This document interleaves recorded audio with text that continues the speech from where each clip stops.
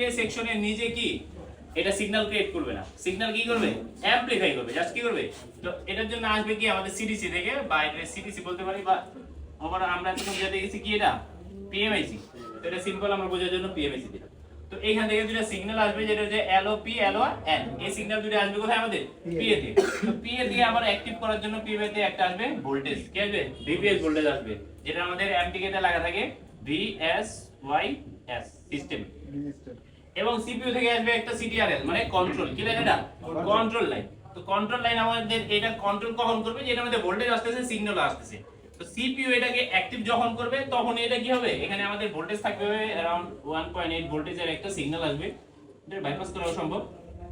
তো সিপিইউ যখন এই সিগন্যালটা এখানে দিবে কি করবে, আমাদের এই আইসি অ্যামপ্লিফিকেশন শুরু করবে।